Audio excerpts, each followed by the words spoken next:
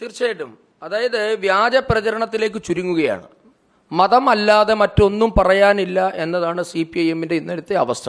എല്ലാത്തിലും മതം തിരയുകയാണ്. കേരളത്തിലെ അഭിപ്രായ സ്വാതന്ത്ര്യത്തെപ്പറ്റി പറയുമ്പോൾ, പൗരസ്വാതന്ത്ര്യത്തെപ്പറ്റിയൊക്കെ പറയുന്ന വാചാലരാകുന്ന CPIMും മുഖ്യമന്ത്രിയും ഓരോ വേദിയിലും മതം മാത്രം പറയുന്ന തരത്തിലേക്ക് അധപ്പതിച്ചിരിക്കുകയാണ്. അവർക്ക് നേട്ടങ്ങളെപ്പറ്റി, വികസനങ്ങളെപ്പറ്റി, ജനങ്ങളുടെ ജീവൽ പ്രശ്നങ്ങൾ ചർച്ച ചെയ്യാനുള്ള തൻ്റെ ഇടമില്ല. കാരണം ഇന്ന് കേരളത്തിൽ എവിടെയാണ് ജനജീവിതത്തിന് ഏതെങ്കിലും തരത്തിലുള്ള ഒരു വിലയുള്ളത്? കേരളത്തിൽ സർക്കാർ ഉടമസ്ഥതയിലുള്ള ബിവറേജ് കോർപ്പറേഷൻ്റെ അലമാരകളല്ലാതെ സർക്കാർ നടത്തുന്ന ഏതെങ്കിലും ഷോപ്പിൻ്റെ ഏതെങ്കിലും അലമാരയിൽ ഒരു സാധനമുണ്ടോ? അവശ്യ സാധനങ്ങൾ കേരളത്തിൽ കിട്ടാനില്ല. സപ്ലൈകോ അടക്കമുള്ളതിൻ്റെ ഗോഡൗണുകളും ഷോറൂമുകളും കാലിയായിരിക്കുന്നു. അപ്പോൾ ഇത്തരത്തിലുള്ള ജനങ്ങളുടെ അടിസ്ഥാനപരമായ പ്രശ്നങ്ങളിൽ നിന്നും ഒളിച്ചോടാനാണ് മുഖ്യമന്ത്രി മതത്തെ കൂട്ടുപിടിക്കുന്നത്. അത് കേരളത്തിൻ്റെ പൊതുസമൂഹം തിരിച്ചറിയണമെന്നാണ് ഞങ്ങളുടെ അഭ്യർത്ഥന.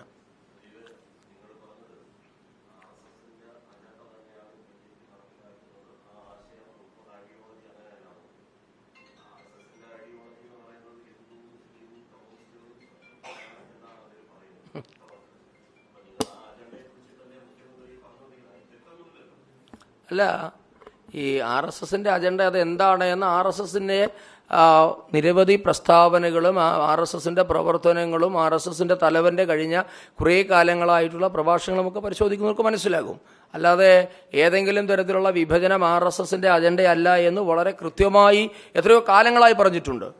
ഈ ഹിന്ദുത്വ എന്ന് RSS പറയുന്ന മതത്തിൻ്റെ അടിസ്ഥാനത്തിലല്ല എന്ന് RSSന്റെ തലവൻ തന്നെ 1000 തവണ പറഞ്ഞതാണ്. അപ്പോൾ പിന്നീട് ഇത് ജനങ്ങളെ ഇങ്ങനെ തെറ്റിദ്ധരിപ്പിക്കുന്നതിന് വേണ്ടി എന്തോ പുതിയ കാര്യം പറയുന്നത് പോലെ മുഖ്യമന്ത്രി പറയുന്നു എന്നുള്ളതാണ് ഞാൻ സൂചിപ്പിച്ചത്. അങ്ങനെ RSSന്റെ അജണ്ട BJP നടപ്പാക്കാഴിയൊന്നുമില്ലല്ലോ. RSSന്റെ എക്കാലത്തെയും ആവശ്യങ്ങളിൽ ഒരെണ്ണമായിരുന്നില്ലേ കശ്മീരിലെ 356 വകുപ്പ് എടുത്തു കളയണമെന്നുള്ളത്?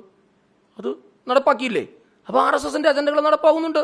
അല്ലാതെ RSSന്റെ മാത്രം അജണ്ട നടപ്പാക്കാനിരിക്കുന്ന സംഘടന എന്നുള്ള RSSന്റെ അജണ്ടയും BJPയുടെ അജണ്ടയിലുള്ളതാണ്. നമുക്ക് ഈ RSSലേക്ക് മാത്രം ചുരുങ്ങരുത്, തെരഞ്ഞെടുപ്പുണ്ട്.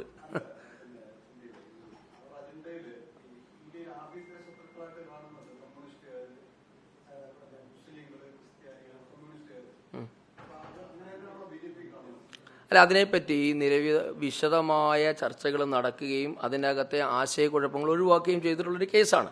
അതാ ഞാൻ പറഞ്ഞത്, ഈ കേരളത്തിൽ നടക്കുന്ന വ്യാജ പ്രചരണത്തിൻ്റെ ഭാഗമായി നമ്മൾ വീണ്ടും ചോദിക്കുന്നു എന്നേ ഉള്ളൂ. മനസ്സിലായില്ലേ? ആഭ്യന്തര ശത്രുക്കൾ എന്നുള്ളത് അന്നത്തെ മുഗൾ വിഭാഗത്തെ പറഞ്ഞതാണ് എന്നും, പിന്നെ എന്താ പറയുന്നത്, വടക്ക് കിഴക്കൻ സംസ്ഥാനങ്ങളിൽ ഉണ്ടായിരുന്ന ആഭ്യന്തര തീവ്രവാദം ഉണ്ടായിരുന്നു രാജ്യത്ത്. നമുക്കറിയുന്നതാണ്, നാഗാലാൻഡ് പോലെ അടക്കമുള്ള സംസ്ഥാനങ്ങളിൽ ഉണ്ടായിരുന്ന തീവ്രവാദത്തെ പറ്റിയാണ് അന്നത്തെ ഉദ്ദേശിച്ചിരുന്നതെന്നും കൃത്യമായി RSSന്റെ തലവൻ തന്നെ പറഞ്ഞിട്ടുണ്ട്. അപ്പോൾ ആ ഒരു കാര്യങ്ങൾ വെച്ചിട്ടല്ലല്ലോ 2024 കാര്യങ്ങൾ വിശദീകരിക്കേണ്ടത്. അപ്പോൾ അത് കൃത്യമായി അതേപ്പറ്റി വിശദീകരണം വന്നിട്ടുള്ളതാണ്. അതല്ല, അതിൽ നിന്നും എത്രയോ കാലങ്ങളായി പോയി. RSSന്റെ തലവൻ എത്രയോ കാര്യങ്ങൾ പറഞ്ഞു. രാജ്യത്തെ ജനങ്ങളെ മതത്തിൻ്റെ പേരിലല്ല കാണേണ്ടത്, രാജ്യത്തുള്ള എല്ലാവരും ഹിന്ദുക്കളാണ് എന്നാണ് RSSന്റെ നിലപാട് എന്ന് മോഹൻ ഭാഗവതിൻ്റെ തന്നെ 5 or 6 പ്രസംഗങ്ങളിൽ പറഞ്ഞു. അപ്പോൾ അതൊന്നും നമ്മൾ കാണാതെ ഏതോ ഒരു കാര്യത്തെ പറ്റിയാണ് പറയുന്നത്. അപ്പോൾ ഞാനതാ പറഞ്ഞത്, മുഖ്യമന്ത്രി ഇതെന്തോ പുതിയ കാര്യം അവതരിപ്പിക്കുന്നു, വീണ്ടും വീണ്ടും ജനങ്ങളുടെ ഇടയിൽ ഭീതി വളർത്തുകയാണ്. അടിസ്ഥാന പ്രശ്നങ്ങളെപ്പറ്റി എന്തുകൊണ്ടാണ് ചർച്ചയില്ലാത്തത്? ഇവിടെ CAA ആണോ കേരളത്തിലെ വിഷയം? കേരളവുമായി പുലബന്ധമില്ലാത്ത CAAക്ക് എന്താണ് കേരളത്തിൻ്റെ പൊതു തെരഞ്ഞെടുപ്പിൽ കാര്യം? ഇതാണ് ചോദ്യം.